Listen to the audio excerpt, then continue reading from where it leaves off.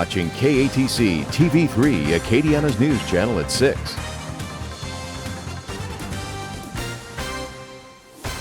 Plane just crashed. This is a plane crash. Just witnessed it. Terrific.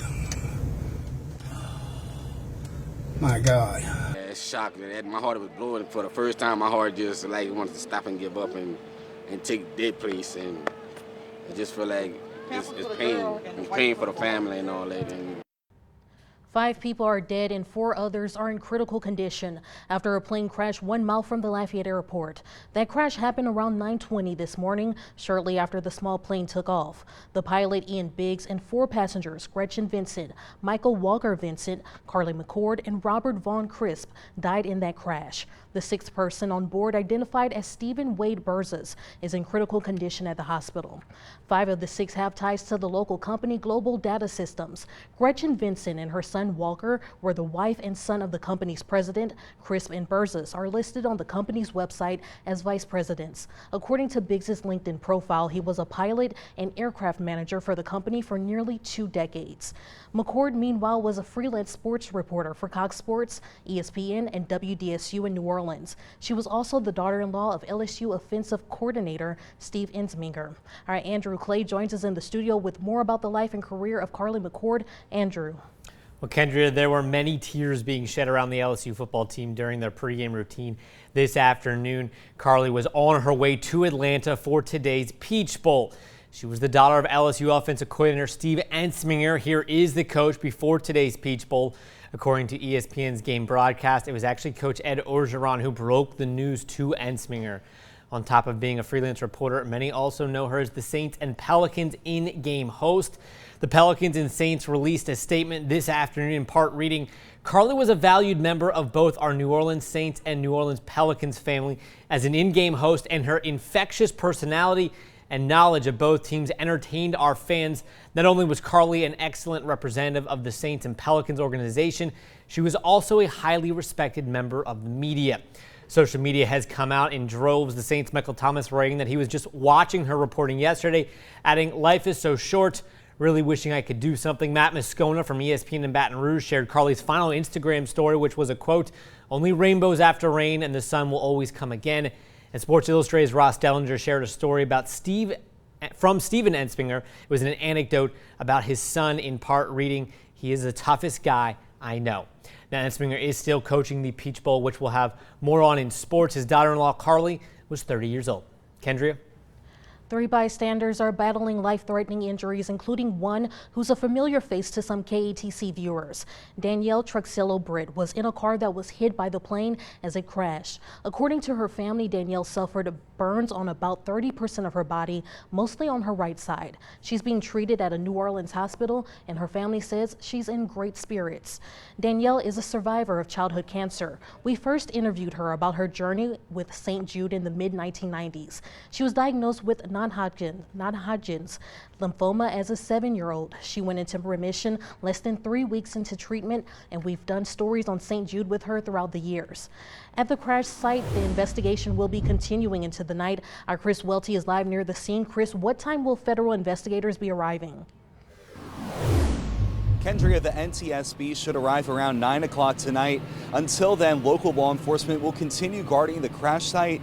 Right now, there's still many questions surrounding what happened before the plane came down. This is a plane crash. Just witnessed it. Terrific.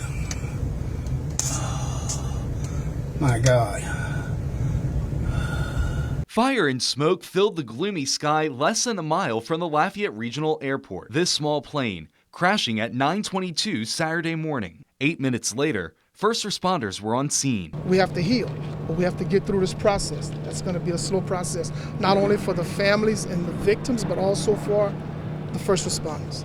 Details on the reason for the crash have not been released, but witnesses say that the plane, which is a small 8-passenger plane, hit a power line. Do y'all have any information on if the pilot made any distress calls or anything like that before the crash happened? All that's going to come from the NTSB. You're not going to get anything from us pertaining to what happened other than what you've seen so far that we've given you.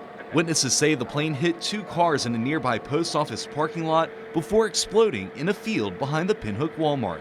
The explosion shattering the post office windows. Thoughts and prayers are with the families right now. At this point, there's an investigation that's underway that will continue for the next several days or weeks even. It's a sad thing. It's a tragic event. It hurts, because you feel for the families, and it's something that we know we're going to get through. We just have to make sure that we keep God first. Following the crash, roughly 200 people were without power. Power has since been restored and the roads around the crash site have since reopened. But do use caution if you are in the area because a lot of police, they're still on the sides of the road guarding the crash site. Live in Lafayette, Chris Welty, KATC. Investigative team has been digging all day for details about the crash. We've learned the plane is a Piper twin turboprop like the one you see right here. The registered owner of the plane is Cheyenne Partners LLC based out of Lafayette. According to the flight plan, the plane took off at about 9:20 this morning and was scheduled to land at DeKalb Peachtree Airport just outside Atlanta 2 hours later. According to flight tracker data, the plane crashed less than a minute after takeoff. The flight plan also says the plane flew on December 18th, going from Houston to Lafayette. The FAA says the plane crashed under unknown circumstances. And all day long, we have been hearing from people who saw the plane crash. Jordan Lippincott is near the crash scene with those reactions. Jordan.